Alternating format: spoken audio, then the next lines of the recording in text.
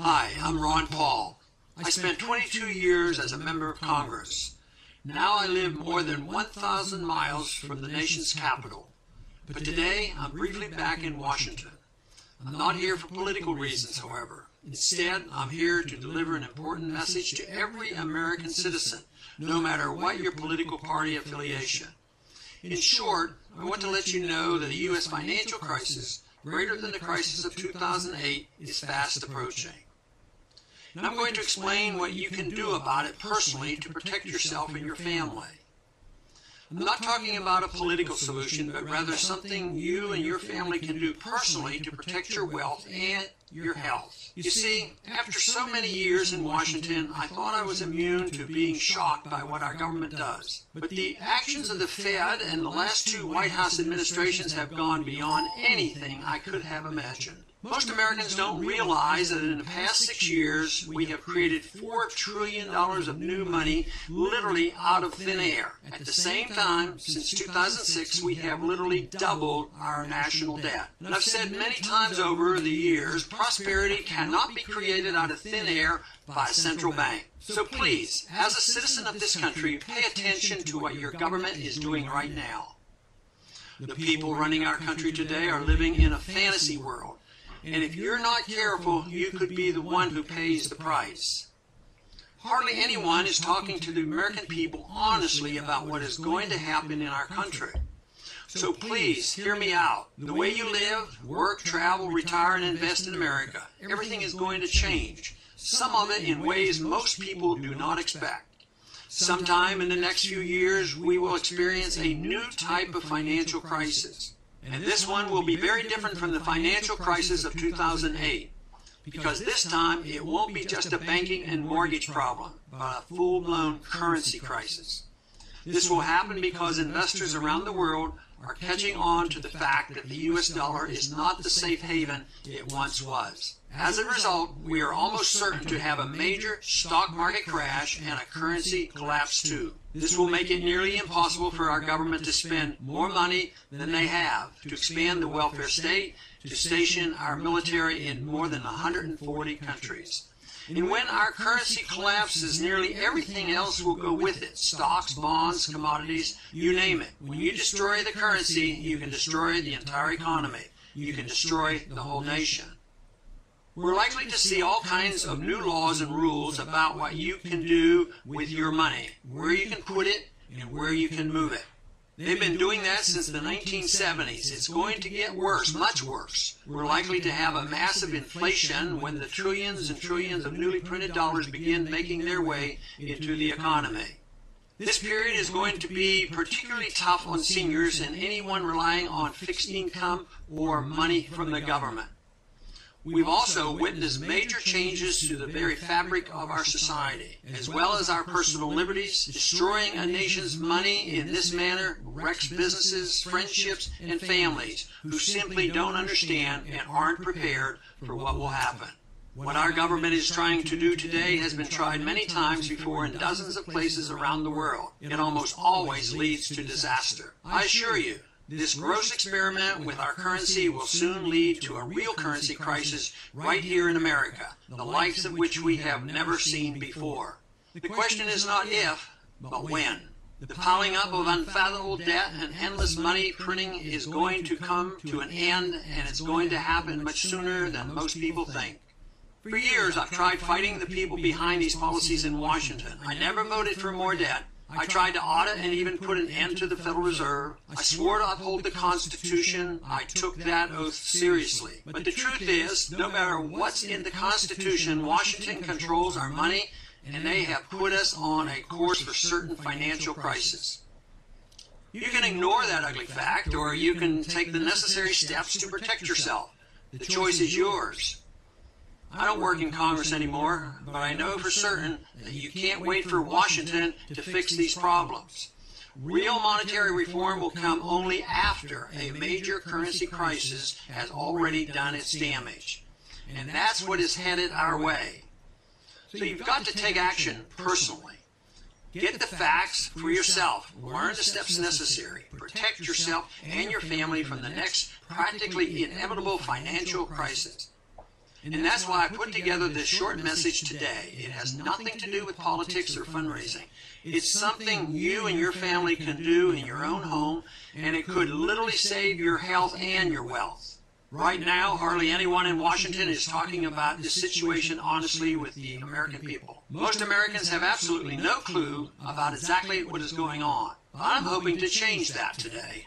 I spent 22 years in Congress. I served on the House Banking Committee and the Committee on Foreign Affairs. I sponsored well over 600 legislative bills.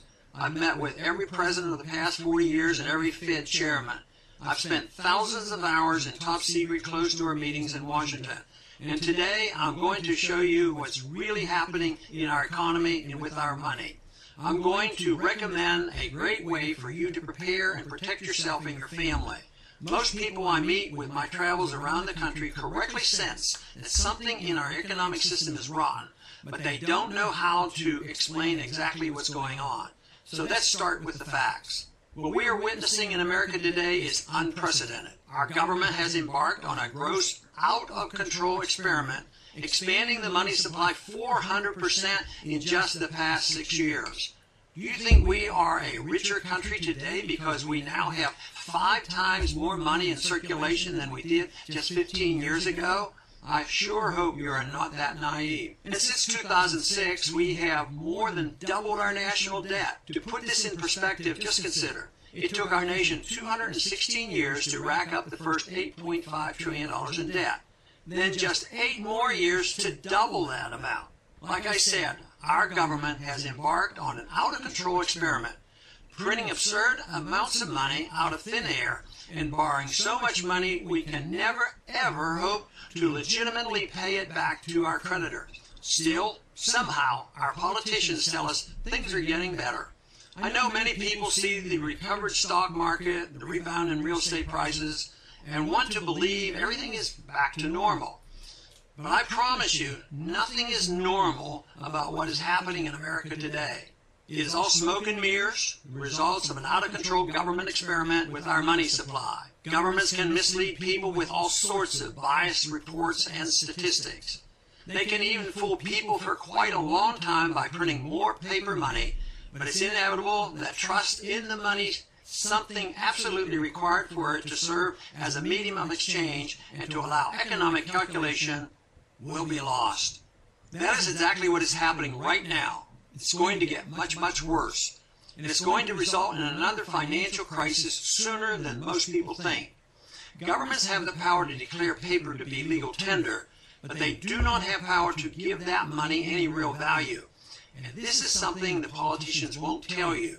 Most people don't understand the difference. If you don't believe that these policies are already causing major problems, just look around at what is happening today. And please ask yourself, how can the economic situation in America be normal when roughly 75% of Americans are living paycheck to paycheck with essentially zero savings? The labor force participation rate, basically the percentage of able-bodied people who are actually working, has fallen every year since 2007 and is at a lowest level since the 1970s. How can things really be normal in America when the number of people on food stamps has basically doubled since 2009 and when half of all children born today will be on food stamps at some point in their life? Yes, you read that correctly. Roughly 50% of all children born in America today will be on food stamps at some point in their lifetime. Does that sound normal to you? Can our country really be back to normal when, according to the most recent numbers from the Census Bureau, an incredible 49% of Americans are receiving benefits from at least one government program every single month? Or when 52% of all American workers make less than $30,000 a year? Can things really be normal in America when at one point a single U.S. government-controlled agency, the Federal Reserve, was purchasing up to 70% of the bonds issued by the U.S. Treasury simply by creating money out of thin air? Or when the too-big-to-fail banks that got bailed out in 2007 are actually 37% larger than they were back then? And how can things be normal when our country's money supply has increased by 400% since 2006, all just printed out of thin air? Look at this chart. It should scare the heck out of you. It shows that what has taken place over the past few years with the U.S. dollar is something straight out of Weimar Republic or the last 20 years in Zimbabwe. The point is, no one can tell you exactly when the next crisis is coming. Not me, not anyone else, but I assure you, what's going on today certainly isn't normal, and is extremely likely going to end in a disaster. The next phase of this currency crisis will threaten our very way of life. The savings of millions could be wiped out. This disaster will change your business and your work. It will dramatically affect your savings accounts, investments, and retirement. It will change everything about your normal way of life. Where you vacation, where you send your kids or grandkids to school, how and where you shop, the way you protect your family and home. You absolutely must learn to protect yourself, and that's what I want to show you how to do today. Just remember, we as Americans are not immune to the basic laws of economics and finance. Many people in America, including almost every politician in Washington, don't understand this because they have no idea how free markets work and because the U.S. dollar has dominated the financial world for more than 50 years. But history has proven bad economic policy destroys economies. It will happen over and over again, and no policy is more dangerous than America's current monetary policy of printing trillions of dollars out of thin air and borrowing trillions more. Over the past 100 years, many other governments around the globe have tried to do exactly what our government is doing today. That is, print money in massive quantities to pay growing, insurmountable debt. It's just the past 100 years, for example, we've seen this scenario play out in Germany, Russia, Austria, Argentina, Brazil, Chile, Poland, the Ukraine, Japan, and China, just to name a few. And so far, this experiment has a perfect track record. In every case, in every instance, printing and borrowing money on such levels has always led to financial and economic crisis. This idea was even written about in the Bible in Genesis 47:15. So when the money failed in the land of Egypt and in the land of Canaan, all the Egyptians came to Joseph and said, "Give us bread, for why should we die in your presence? For the money has failed." Today, the very same process is well underway in the United States. The point is, I know for certain that America is in for some major changes to our economy, our country, and our very way of life over the next few years. And believe me, I'm not trying to scare you. I simply want the people of this great country to wake up, to pay attention, and to realize the logical conclusion of what our government is doing today. Today, we as a nation owe more money to more people than any nation in history. We owe more money than all of the European Union combined. And the U.S. debt per person is more than twice as much as in the EU. Now, our politicians will tell you that everything is okay. They point to a rising stock market, low inflation, recovering real estate prices, and declining unemployment and say, hey, we're back on the right track. We'll be fine. Our government would have you believe, without any proof whatsoever, that it can order the Federal Reserve to prevent interest rates from ever rising to a level that would cost the American people or the government anything. Our politicians believe, again without any proof whatsoever, that they can stimulate the economy by even more deficit spending so that it grows faster, allowing tax revenues to produce a surplus. But I'm sure you know better. You must. The only question is, will you take the necessary steps to be ready? I sure hope so. I can't tell you, after decades of grappling with the Fed officials in committee meetings and lunches and private discussions with Fed chairmen, a lifetime of reading serious economic literature, and a profound awareness of the dangers to liberty in our time, I know there is absolutely no hope for the Fed or the government to conduct responsible monetary policy. I once rode alongside President Reagan on his helicopter, Marine One, and the subject of what's happening to our money came up. Ron, the president told me, no great nation that abandoned the gold standard has remained a great nation. I've also confronted Alan Greenspan, the famous Federal Reserve chairman, on this subject, and he told me he still stands by his original thesis, which was published decades ago. He wrote, "In the absence of the gold standard, there is no way to protect savings from confiscation through inflation. There is no safe store of value. It's frustrating how both men knew what needed to be done but failed to take the important steps to prevent the crisis we now face today. I believe history will prove both Reagan and Greenspan to be correct, but my years of fighting in Washington are over. I don't work in Congress anymore, and I'm not making any more runs at the presidency. And so today, I'm bringing my message directly to you. The more knowledge we, the people, have, the better we can protect ourselves, and the better off our country will be. I know for certain that you can't wait for Washington to fix these problems. Like I said, real monetary reform will come only after people lose confidence in the dollar and after a major currency crisis hits. And for most Americans, that will be much, much too late. That will be only after a major stock market collapse, after the bankruptcy of many financial institutions, after many people's savings are completely wiped out.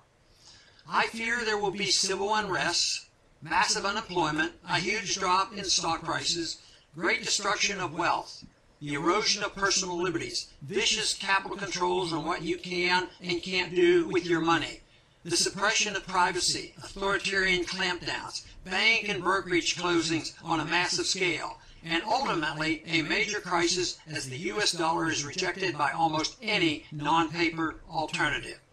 The point is, you've got to take action personally, and you have to do it now, today. While the methods of saving yourself are still cheap, easy, and legal, get the facts for yourself. Learn the steps necessary to protect yourself and your family from America's next financial crisis.